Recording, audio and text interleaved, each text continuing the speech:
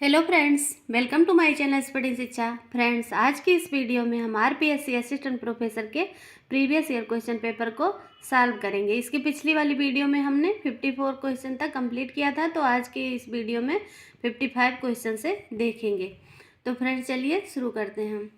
अर्ध सहभागी समूह, क्वेश्चन नंबर 55। अर्ध सहभागी समूह प्रत्यय किसने प्रतिपादित किया है? Coined the term quasi group. Quasi group का कॉन्सेप्ट किसने दिया है?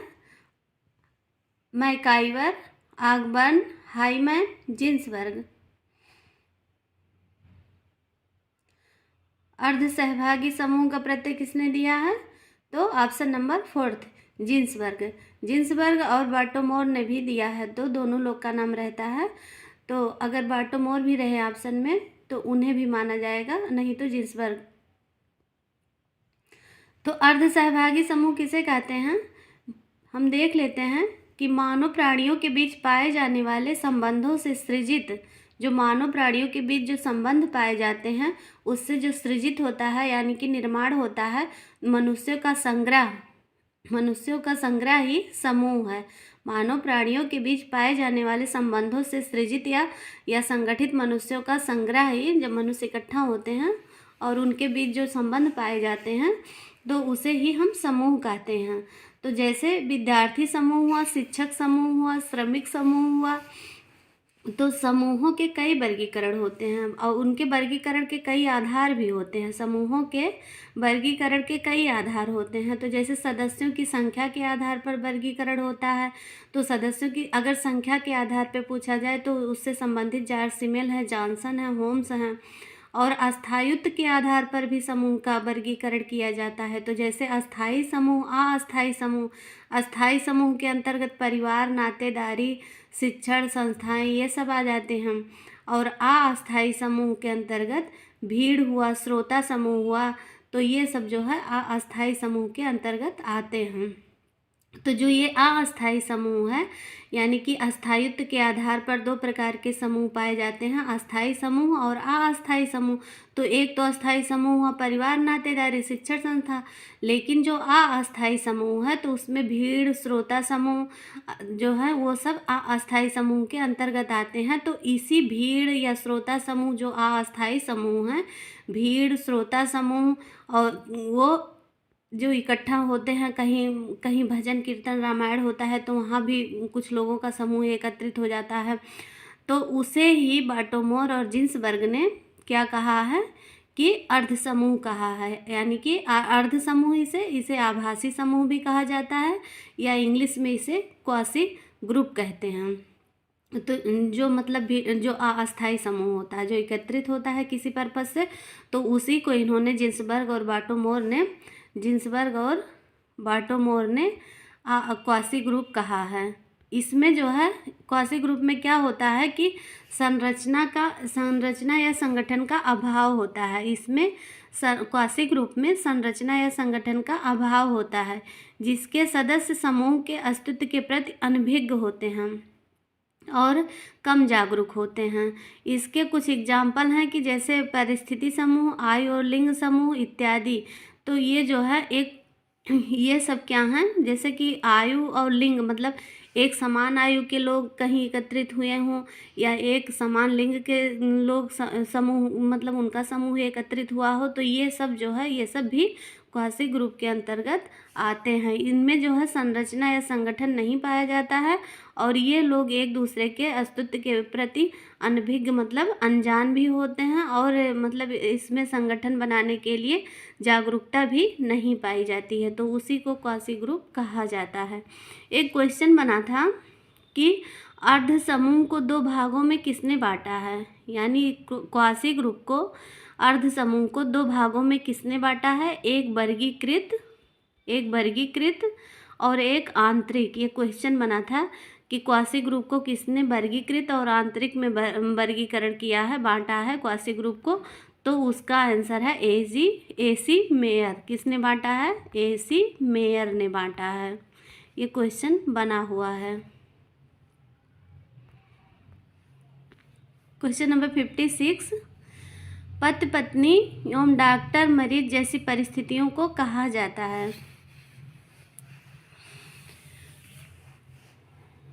पति पत्नी व डॉक्टर मरीज जैसी परिस्थितियों को क्या कहा जाता है? तो परिस्थितियाँ, विपरीत परिस्थितियाँ, परिस्थितिपुंज और युग्म परिस्थिति। तो क्या कहा जाता है? इसको विपरीत परिस्थितियाँ कहा जाता है, पोलर स्टेटस कहा जाता है। जो ये रॉबर्ट बीरस्टीड महोदय हैं, एक रॉबर्ट बीरस्टीड महोदय हैं, तो वो बताते हैं इसका कॉन्सेप्ट जो है विपरीत परिस्थितियाँ या युग्म परिस्थितियाँ, ये दोनों मतलब चाहे विपरीत परिस्थितियाँ या युग्म परिस्थितियाँ, इसको दोनों को एक ही इन्होंने बताया है रॉबर्ट बीरस्टीड ने। लेकिन ये क्वेश्चन में 2 ऑप्शन दिया गया, दोनों ऑप्शन सही हो सकते थे। युग्म परिस्थितियाँ यानी कि पेयर्ड स्टेटस और ये जो है ये विपरीत यानी कि पोलर स्टेटस। तो ये दोनों एक ही परिस्थिति की बात करते हैं बीरस्टीड, लेकिन आंसर यही माना गया है कि विपरीत परिस्थितियाँ। यहाँ इंग्लिश में ये पोलर स्टेटस है और ये पेयर्ड स्टेटस, दोनों बताते हैं ये। तो रॉबर्ट बीरस्टीड क्या कहते हैं कि ये परिस्थिति को हम जान लेते हैं कि परिस्थिति किसे कहते हैं, स्टेटस किसे कहते हैं। तो समाजशास्त्र की एक महत्वपूर्ण अवधारणा है। स्टेटस जो है ये समाजशास्त्र की एक महत्वपूर्ण अवधारणा है और यह समाज का आधार है। जो परिस्थितियाँ होती हैं व्यक्ति की, उसी से ही समाज का निर्माण होता है, वही समाज का आधार होता है। इसके अभाव में सामाजिक संरचना की कल्पना नहीं की जा सकती है। तो इसी संदर्भ में बीरस्टीड ने एक स्टेटमेंट दिया था, ये स्टेटमेंट कई बार एग्जाम में बना हुआ भी है, कि समाज सामाजिक परिस्थितियों का जाल है। रॉबर्ट बीरस्टीड क्या कहते हैं कि समाज सामाजिक परिस्थितियों का जाल है। तो रॉबर्ट बीरस्टीड कहते हैं कि कुछ परिस्थितियां जोड़े के रूप में होती हैं। बीरस्टीड क्या कहते हैं कि कुछ परिस्थितियां जोड़े के रूप में होती हैं। तो जैसे स्त्री पुरुष, माता पिता, पति पत्नी, दुकानदार ग्राहक, ये सब क्या हैं? ये सब ध्रुवीय परिस्थितियां यानी कि पोलर स्टेटस। यहाँ विपरीत लिखा है लेकिन हिंदी में ध्रुवीय होगा, इंग्लिश में सही है यहाँ पे पोलर स्टेटस। तो ये रॉबर्ट बीरस्टीड बताते हैं कि पति पत्नी, दुकानदार ग्राहक, माता पिता, स्त्री पुरुष, ये सब क्या हैं? ये सब ध्रुवीय परिस्थितियाँ या युग्म परिस्थिति इनको कहा जाता है, युग्म परिस्थिति जो यहाँ पे है। तो ऐसा कहना रॉबर्ट बीरस्टीड जी का है।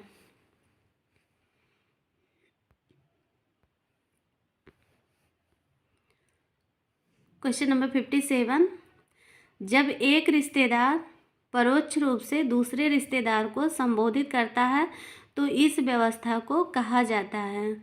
जब एक रिश्तेदार परोक्ष रूप से यानी कि अप्रत्यक्ष रूप से दूसरे रिश्तेदार को संबोधित करता है तो इस व्यवस्था को क्या कहा जाता है?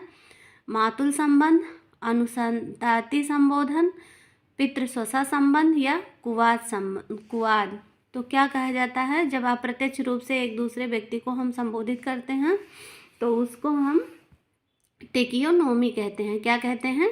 टेकियोनोमी कहते हैं।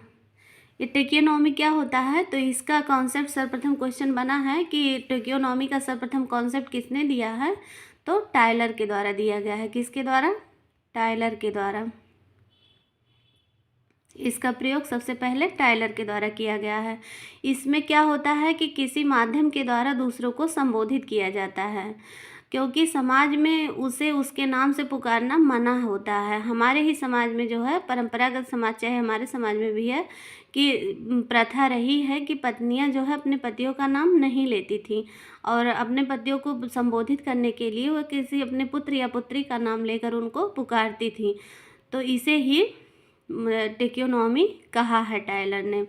और टायलर जो हम बताते हैं कि माध्यमिक संबोधन की उत्पत्ति की रीति मात्र सत्तात्मक परिवारों के कारण मानते हैं। ये क्वेश्चन बना है कि कौन कहते हैं कि माध्यमिक संबोधन या अनुसंताती संबोधन, लेकिन इंग्लिश में इसे टेकियोनोमी कहा जाता है। तो ये टायलर कहते हैं कि ये जो माध्यमिक संबोधन है या टेकियोनोमी है, इसकी उत्पत्ति की रीति जो है, उसकी रीति कहाँ से शुरू हुई? तो मात्र सत्तात्मक परिवारों के कारण शुरू हुई है।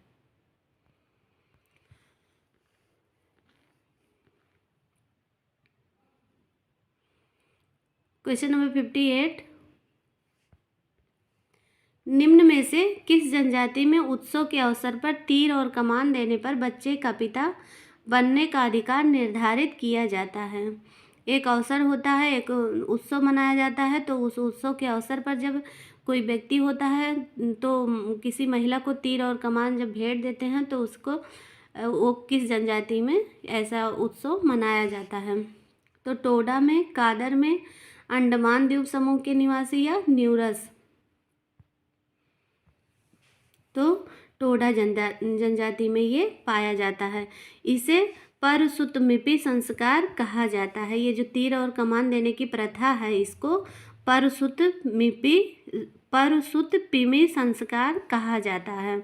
यह प्रथा बहुपति विवाही परिवार में पाया जाता है। जहाँ बहुपति प्रथा पाई जाती है तो टोडा जनजाति में बहुपति प्रथा विवाह पाया जाता है। भाद्रक बहुपति विवाह, आभाद्रक बहुपति विवाह पाया जाता है टोडा जनजाति में, तो वहाँ पर ये संस्कार पाया जाता है।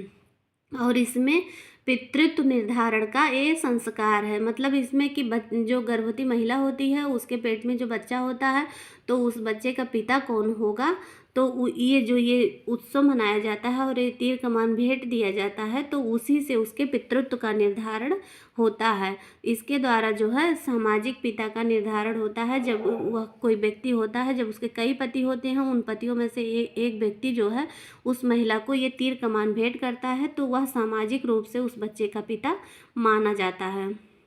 और यह संस्कार पत्नी के गर्भधारण के 5वें महीने में दिया जाता है। क्वेश्चन पूछ ले कि किस महीने में दिया जाता है गर्भधारण के, तो 5वें महीने में। और जिस व्यक्ति द्वारा धनुष बाण दिया जाता है वह ही होने वाले बच्चे का पिता कहलाता है। तो ऐसा संस्कार टोडा जनजाति में पाया जाता है। और एक क्वेश्चन ये भी बनता है कि जैविक पिता को क्या कहा जाता है? जैविक पिता को क्या कहा जाता है, ऐसा क्वेश्चन बना है। तो जैविक पिता को जेनेटर कहा जाता है। और सामाजिक पिता को क्या कहा जाता है? तो सामाजिक पिता को प्रेटर कहा जाता है। और सामाजिक माता को क्या कहा जाता है? तो मैटर कहा जाता है। तो ये छोटा छोटा कॉन्सेप्ट से क्वेश्चन बना है कि जैविक पिता को जेनेटर कहा जाता है, सामाजिक पिता को प्रेटर कहा जाता है।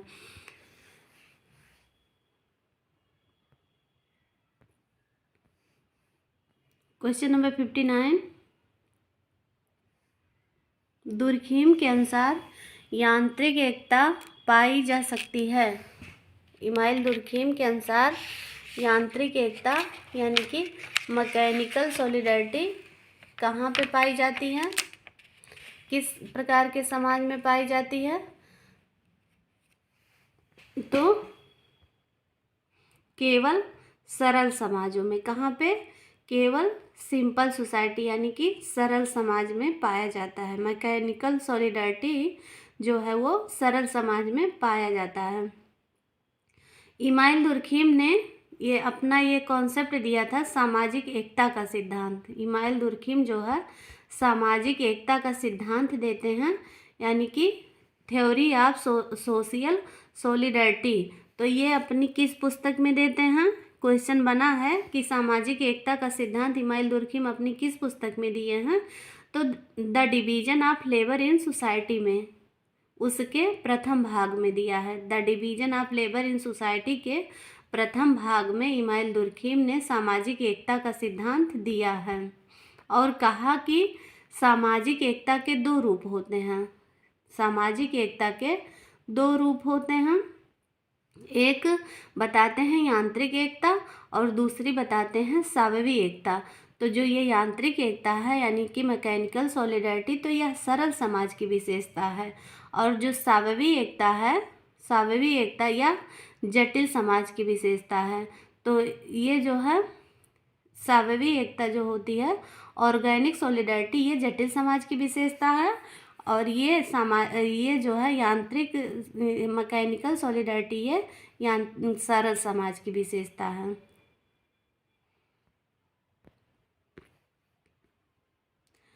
क्वेश्चन नंबर 60, दुर्खिम ने अपनी पुस्तक the division of labour in society में किस कथन पर बल दिया है? दुर्खिम ने अपनी पुस्तक the division of labour in society में किस कथन पर बल दिया है कि श्रम विभाजन एक असमकलनात्मक प्रक्रिया है, श्रम विभाजन एक समाकलनात्मक प्रक्रिया है, श्रम विभाजन एक उत्पादक प्रक्रिया है, या श्रम विभाजन का बढ़ना समाज के लिए नुकसानदायक है। तो इनका the division of labour in society में कौन सा कथन को मानते हैं? तो ऑप्शन नंबर सेकंड, यानी कि श्रम विभाजन एक समाकलनात्मक प्रक्रिया है। ये जो है श्रम विभाजन यानी कि division of labour as an integrative process क्या है? एक समाकलनात्मक प्रक्रिया है। तो इन्होंने इमानुएल दुर्खीम ने अपनी पुस्तक the division of labour in society के द्वितीय भाग में, अभी हमने देखा कि इन्होंने सामाजिक एकता का सिद्धांत जो दिया था वो the division of labour in society के प्रथम भाग में दिया था, लेकिन यहाँ पर इन्होंने ये जो ये श्रम विभाजन संकलनात्मक प्रक्रिया है तो इसको ये the division of labour in society के द्वितीय भाग में श्रम विभाजन संबंधी विचारों का उल्लेख इन्होंने किया है। और इनका कहना है कि श्रम विभाजन ही है जो स्वाभाविक समाज या औद्योगिक समाज की एकता को बनाए रखता है, अर्थात स्वाभाविक समाज यानी कि ऑर्गेनिक सोसाइटी जो होता है वह श्रम विभाजन पर आधारित है। और दुर्खीम के अनुसार श्रम विभाजन का प्रत्यक्ष संबंध जनसंख्या के घनत्व से है। इनका कहना है कि जो ये श्रम विभाजन है ये जो है ये जनसंख्या घनत्व के कारण हुआ है। पहले जनसंख्या कम थी, ये कहते हैं कि पहले जनसंख्या कम थी, सामाजिक कार्य सीमित थे, तो श्रम विभाजन की कोई विशेष आवश्यकता नहीं थी। परंतु जनसंख्या बढ़ने के साथ साथ जब सामाजिक आवश्यकताएं बढ़ने लगी और विभिन्न सामाजिक कार्य, आर्थिक उत्पादन कार्य जब बड़े लेवल पर होने लगा था तो श्रम विभाजन अनिवार्य हो गया। तो ये बताते हैं कि श्रम विभाजन का कारण जनसंख्या घनत्व है। और ये श्रम विभाजन बताते हैं कि एक समाकलनात्मक प्रक्रिया है क्योंकि ये स्वाभाविक समाज या औद्योगिक समाज की एकता को बनाए रखता है।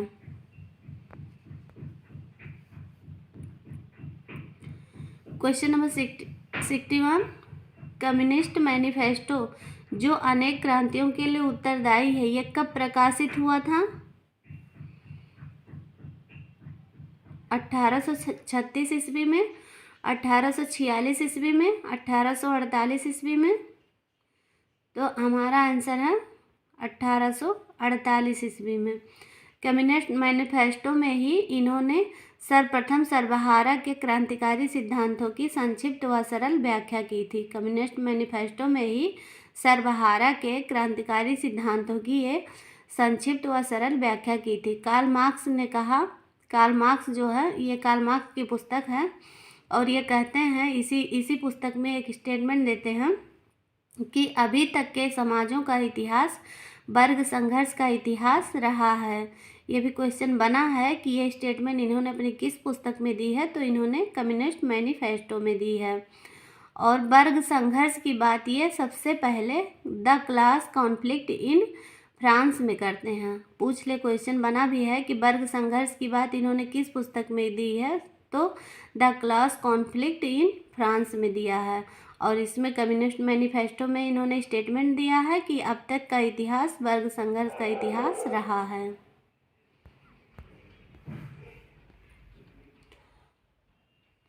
Question number 62, the third way पुस्तक के लेखक हैं?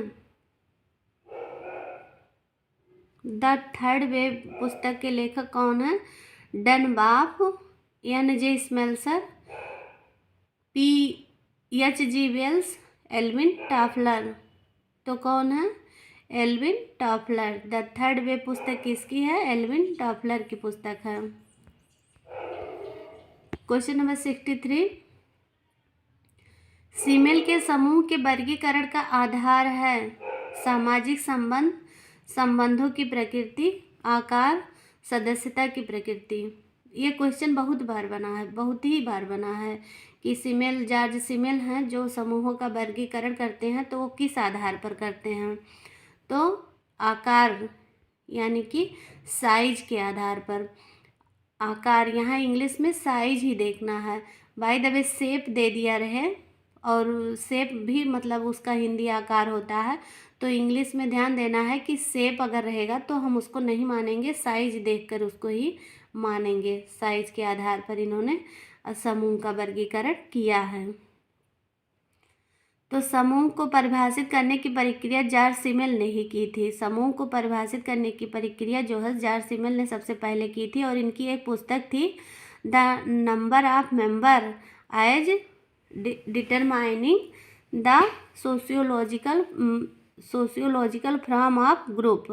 The number of member as determining the sociological from of group. तो ये इनकी पुस्तक थी। तो इसी में इन्होंने समूह को परिभाषित करने का आरंभ किया था, और इन्होंने समूह का वर्गीकरण साइज के रूप में किया है। और 3 प्रकार के समूह की बात करते हैं ये। एक मोनायड मतलब एकल, डायड मतलब द्वितीय, और ट्रायड मतलब तृतीय। तो ये भी क्वेश्चन बना है कि मोनायड, ट्रायड, डायड, ट्रायड की बात कौन करते हैं, तो जॉर्ज सिमेल करते हैं। क्वेश्चन बना है कि आकार के आधार पर, जॉर्ज सिमेल से क्वेश्चन बना है कि आकार के आधार पर समूह को एकक, द्वैत, त्रैत के रूप में किसने परिभाषित किया है, ये पूछा है। जैसे मैंने बताया कि अभी इन्होंने 3 प्रकार के समूह की बात की है, मोनायड, डायड, ट्रायड, यानी कि एकल, द्वितीय, तृतीय। तो ये क्वेश्चन ऐसे बना है कि आकार के आधार पर समूह को एकक, द्वैत और त्रैत के रूप में किसने परिभाषित किया। तो हमारा आंसर वहाँ पर होगा जॉर्ज सिमेल।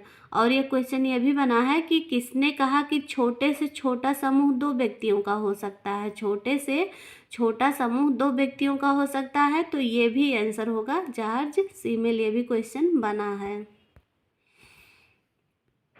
क्वेश्चन नंबर 64, निम्नलिखित में कौन प्राचीन हिंदू समाज की सामाजिक संरचना की व्याख्या करता है। प्राचीन हिंदू समाज की सामाजिक संरचना की व्याख्या कौन करता है। धार्मिक सहिष्णुता, अहिंसा, अवतारों में विश्वास, वर्णाश्रम, धर्म। तो प्राचीन हिंदू समाज की सामाजिक संरचना की व्याख्या कौन करता है, तो वर्णाश्रम धर्म। वर्ण सिस्टम जो है ये प्राचीन हिंदू समाज की संरचना की व्याख्या करता है। वर्णाश्रम धर्म जो है वर्ण हिंदू सामाजिक संगठन की एक प्रमुख अवधारणा है। जो हिंदू सामाजिक संगठन है उसकी एक प्रमुख अवधारणा है, कौन सी, वर्णाश्रम धर्म। तो एक इस शब्द का प्रयोग सर्वप्रथम ऋग्वेद में किया गया है।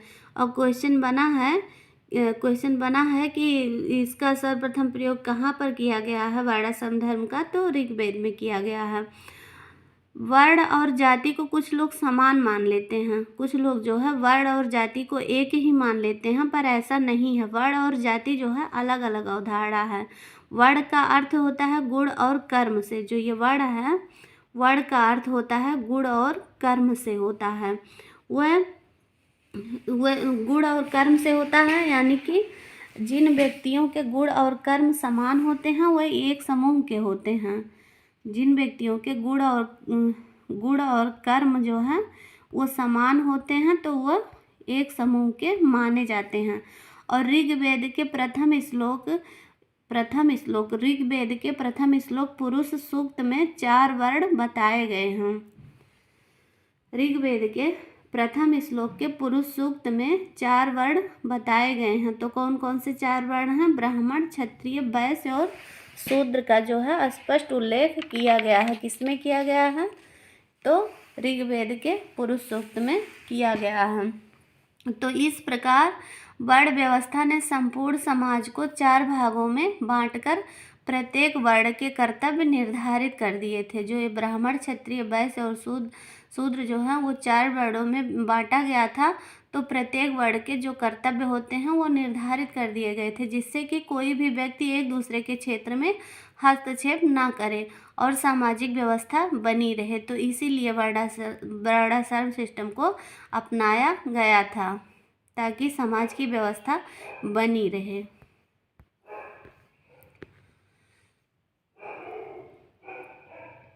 क्वेश्चन नंबर 65, समाज स्वतः स्फूर्त है। समाज स्वतः स्फूर्त है यानी कि सोसाइटी इज सुई जेनरिस। तो ये किसने कहा है, MacIver, Bogardus, Emile Durkheim, Karl Marx. तो इमाइल दुर्खिम ने कहा है कि समाज स्वतः स्फूर्त है। स्वतः स्फूर्त से हमारा क्या तात्पर्य है कि वह जो स्वयं से उत्पन्न हो, वह जो स्वयं से उत्पन्न हो, जिसका अस्तित्व स्वयं में हो, मतलब वह खुद से ही जन्मा हो और उसका अस्तित्व खुद में ही हो, वह जो अपने उद्भव तथा अस्तित्व के लिए अन्य वस्तुओं पर निर्भर ना हो, मतलब जो स्वतः पैदा हुआ हो और अपने उद्भव तथा अस्तित्व के लिए अन्य वस्तुओं पर निर्भर ना हो। तो इस प्रकार जो समाज है, दुर्खिम बताते हैं, जो सोसाइटी है वह स्वतः स्फूर्त है, यानी कि सुई जनरेस है, और यह सदैव उपस्थित रहता रहा है तथा इसके उद्भव का कोई बिंदु नहीं है। ये कहते हैं कि मतलब समाज हमेशा विद्यमान रहा, इसके उद्भव का कोई बिंदु नहीं है कि ये कहाँ से उत्पन्न हुआ, कैसे उत्पन्न हुआ। तो यह स्वतः स्फूर्त है। और ये कहते हैं कि समाज एक ऐसी वास्तविकता है जो सुई जनरेस है। समाज एक ऐसी वास्तविकता है जो कि सुई जनरेस है, यानी कि स्वतः उत्पन्न है। तो ऐसा जो है इमाइल दुर्खिम कहते हैं। क्वेश्चन नंबर 66, हिप्पियों को उदाहरण मानते हैं। हिप्पी जो है, जो हिप्पियों की एक कल्चर होती है, वो किस कल्चर का उदाहरण माना जाता है? तो प्रति संस्कृति, कॉन्ट्रा कल्चर, सब कल्चर, या कल्चर पैटर्न, या सोसाइटी। तो ये जो है ये कॉन्ट्रा कल्चर के संस्कृति के एग्जाम्पल है हिप्पी संस्कृति।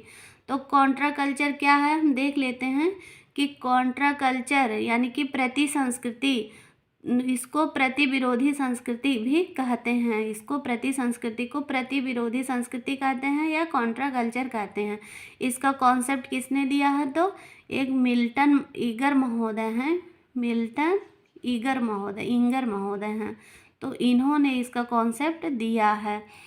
तो इससे क्या तात्पर्य है कि जब कोई संस्कृति जो है मुख्य संस्कृति को चुनौती देती है, जो हमारी परंपरागत संस्कृति होती है, जो परंपरागत तरीके से चली आ रही है, जब उसको चैलेंज करती है कोई संस्कृति, तो उसे हम प्रति संस्कृति कहते हैं। तो प्रति संस्कृति कहते हैं। तो जैसे ये है हिप्पी संस्कृति, एक हिप्पी कल्चर होती है, हिप्पी संस्कृति होती है, तो ये भी है। और अपराधी बालकों की संस्कृति होती है, और जो है ये सब क्या हैं? ये सब एग्जाम्पल जो हैं ये प्रति संस्कृति के एग्जाम्पल हैं, यानी कि हिप्पियों की संस्कृति, अपराधी बालकों की संस्कृति और ये समलैंगिक विवाह, ये सब जो हैं ये प्रति संस्कृति के एग्जाम्पल हैं। तो हिप्पी संस्कृति के बारे में हम जान लेते हैं कि हिप्पी कल्चर जो है ये उप संस्कृति मूल रूप से युवाओं का एक आंदोलन है। मुख्य रूप से जो क्या है, ये युवाओं का एक आंदोलन था जो 1960 के दशक में संयुक्त राज्य अमेरिका में उभरा।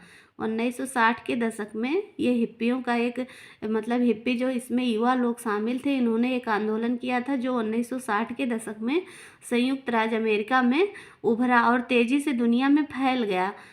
ये क्या हुआ कि तेज़ी से दुनिया में फैल गया। और हिप्पी शब्द जो है, हिप्पी शब्द की व्युत्पत्ति जो है हिपस्टर से हुई है। हिप्पी शब्द की व्युत्पत्ति हिपस्टर से हुई है। ये लोग हैं जो हिप्पी लोग हैं, ये क्या हैं कि परंपरात्मक संस्कृति के विरोध में अपने स्वयं के सामाजिक समूह व समुदाय का निर्माण करते हैं। जो हमारी परंपरागत ट्रेडिशनल जो कल्चर है उसके अपोजिट ये लोग अपने खुद का सामाजिक समूह व समुदाय का निर्माण करते हैं, जो कि मनोविकृतकारी, जो कि मतलब मानसिक रूप से विकृत उत्पन्न करने वाली होती है, जो राग धुनों को, जो पॉप सॉन्ग होते हैं ये सब को सुनते हैं, और ये लोग LSD जैसी नशीली दवाओं का सेवन करते हैं। तो इन लोग की जो ये इन्होंने अपना खुद का एक समाज समुदाय समूह निर्मित कर लिया, तो उसी को हिप्पी कल्चर कहा जाता है। और ये हिप्पी कल्चर जो है ये कॉन्ट्रा कल्चर के एग्जाम्पल के अंतर्गत आते हैं। और क्वेश्चन ये भी पूछा है कि भारत में हिप्पियों का अध्ययन किसने किया है? तो भारत में एस.सी. दुबे ने किया है। किसने किया है भारत में? तो एस.सी. दुबे ने हिप्पी पर अध्ययन किया है।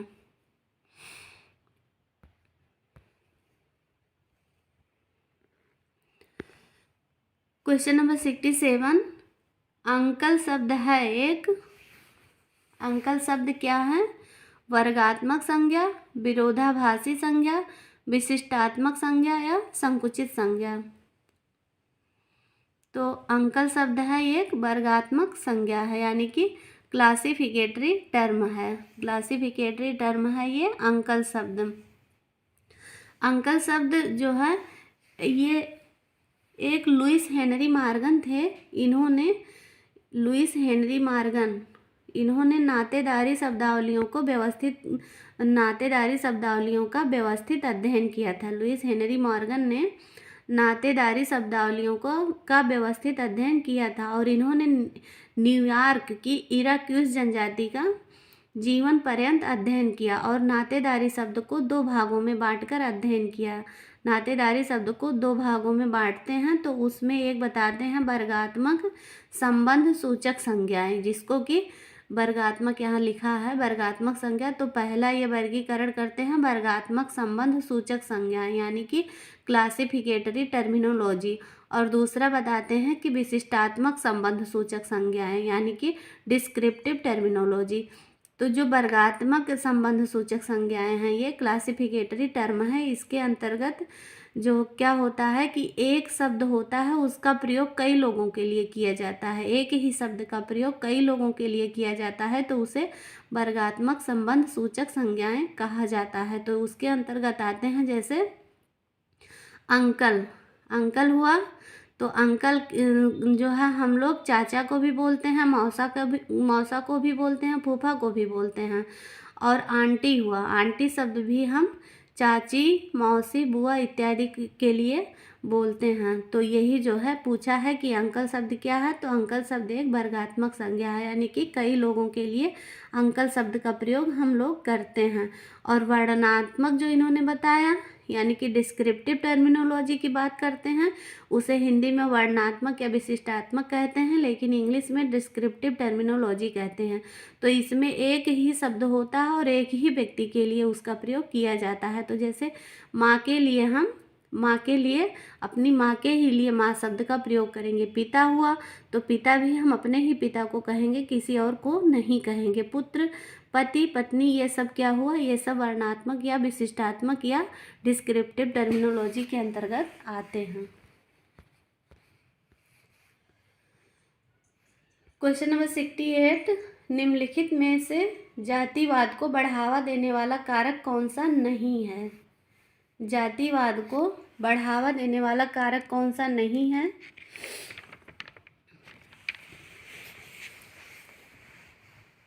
वैवाहिक प्रतिबंध, जजमानी व्यवस्था का चलन, पश्चिमीकरण और संस्कृतिकरण। तो जातिवाद को बढ़ावा देने वाला कारक इसमें से नहीं है पश्चिमीकरण, यानी कि वेस्टर्नाइजेशन जो है वो जातिवाद को बढ़ाने का कार्य नहीं करता है।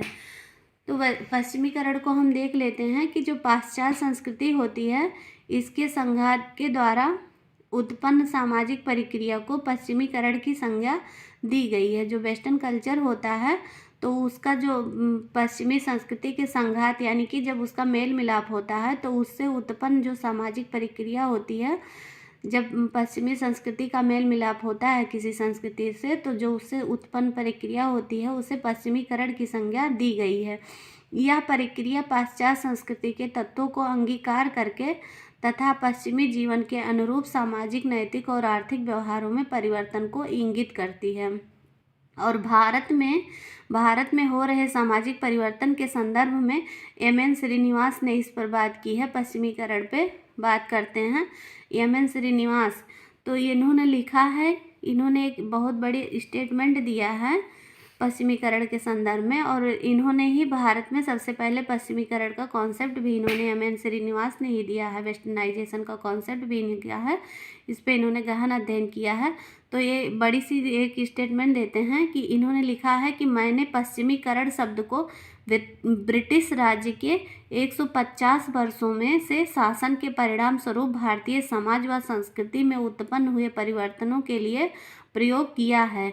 यह शब्द विभिन्न स्तरों जैसे प्रौद्योगिकी, संस्थाओं, विचारधारा, मूल्य आदि में घटित होने वाले परिवर्तनों का द्योतक है।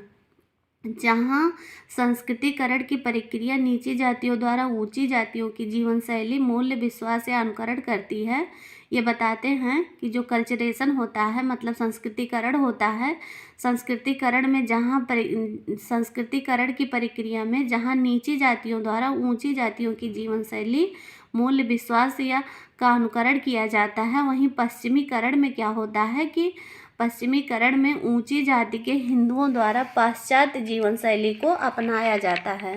ये क्या कहते हैं कि जहाँ संस्कृतिकरण में क्या होता है कि निम्न जातियों द्वारा उच्च जातियों की नकल की जाती है, वहीं पश्चिमीकरण में उच्च जातियों द्वारा पश्चिमी संस्कृति की नकल की जाती है, पाश्चात्य जीवन शैली को अपनाया जाता है, तो उसे ही पश्चिमीकरण कहा जाता है। तो ये जो है, ये पश्चिमीकरण जो है ये जातिवाद को बढ़ावा नहीं देता है, बल्कि जाति पात के भेदभाव को खत्म करने का काम करता है।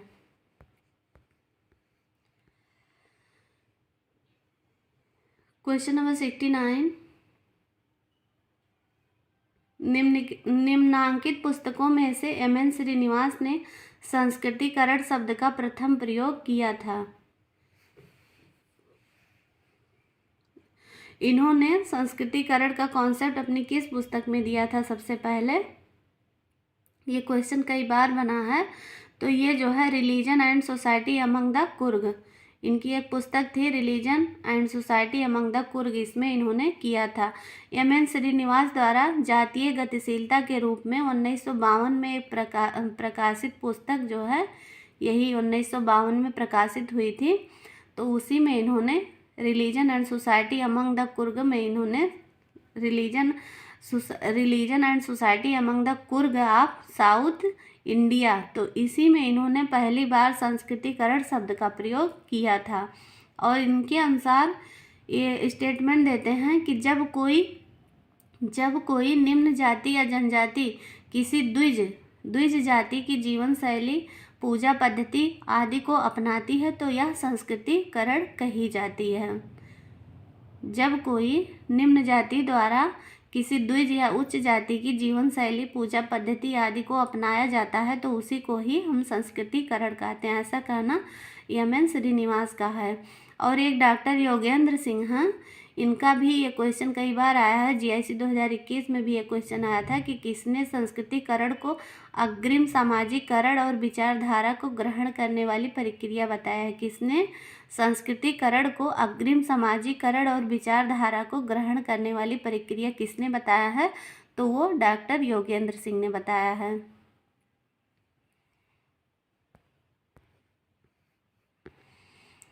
क्वेश्चन नंबर 70, गांव किस प्रकार के समूह का उदाहरण है?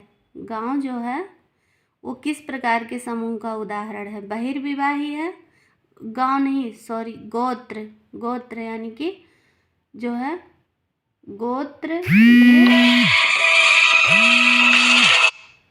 गोत्र किस प्रकार के समूह का उदाहरण है? तो गोत्र जो है वो बहिर्विवाही है, अंतर्विवाही है, सांस्कृतिक है या प्रजातीय है? तो गोत्र क्या है? ये बहिर्विवाही है। गोत्र जो है ये बहिर्विवाही समूह का उदाहरण है। तो विवाह से संबंधित कुछ नियम बताए गए हैं। विवाह से संबंधित कुछ नियम बताए गए हैं। तो जो हिंदू विवाह है, हिंदू विवाह से संबंधित नियमों को हम 4 भागों में बांट सकते हैं। हिंदू विवाह का जो नियम है उसको हम 4 भागों में बांट सकते हैं। एक अंतर्विवाह यानी कि इंडोगैमी, दूसरा एक्सोगैमी जिसे कि बहिर्विवाह कहते हैं। तो बहिर्विवाह से तात्पर्य जो होता है कि एक व्यक्ति जिस समूह का सदस्य है उससे बाहर विवाह करे। और हिंदुओं में प्रचलित जो है बहिर्विवाह के कई स्वरूप होते हैं। जो ये एक्सोगैमी है, एक तो इंडोगैमी है, लेकिन जो ये एक्सोगैमी है बहिर्विवाह है, तो उसके जो है उसमें बहिर्विवाह के कई स्वरूप पाए जाते हैं। तो जैसे गोत्र बहिर्विवाह हुआ, सप्रवर बहिर्विवाह हुआ और सपिंड बहिर्विवाह हुआ। तो हिंदुओं में प्रचलित बहिर्विवाह एक्सोगैमी के ये 3 स्वरूप पाए जाते हैं: गोत्र बहिर्विवाह, सप्रवर बहिर्विवाह और सपिंड बहिर्विवाह। तो जो गोत्र बहिर्विवाह है वो गोत्र बहिर्विवाह ये यहाँ पर जो दिया है, इसमें क्या होता है, इसमें हुआ था कि 1955 का जो हिंदू विवाह अधिनियम था हिंदू मैरिज एक्ट 1955, तो उस अधिनियम में इस पे गोत्र बहिर्विवाह से प्रतिबंध हटा दिया गया, पर व्यवहार में अभी भी ये पाया जाता है। मतलब 1955 का हिंदू मैरिज एक्ट जो था उसमें हटा दिया गया कि हम गोत्र जो है गोत्र में विवाह कर सकते हैं, लेकिन व्यवहार में अभी सामान्यतः ये अभी भी पाया जाता है कि गोत्र में विवाह अभी हम लोग नहीं करते हैं। लेकिन हिंदू मैरिज एक्ट के अंतर्गत प्रतिबंध इस पर से हटा दिया गया है। और सप्रवर विवाह, जो सप्रवर विवाह है, इसमें भी हिंदू विवाह एक्ट जो 1955 का था, तो सप्रवर विवाह से भी प्रतिबंध हटा दिया गया है। और जो सपिंड बहिर्विवाह है उस पर अभी भी प्रतिबंधित है। जो सपिंड बहिर्विवाह है उस पर प्रतिबंध है कि हम सपिंड बहिर्विवाह को नहीं कर सकते हैं कानूनी रूप से, लेकिन गोत्र बहिर्विवाह और सप्रवर बहिर्विवाह से प्रतिबंध हटा दिया गया है। लेकिन अभी हम लोग व्यवहार में सामान्यतः इसमें विवाह करते नहीं हैं, लेकिन कर सकते हैं।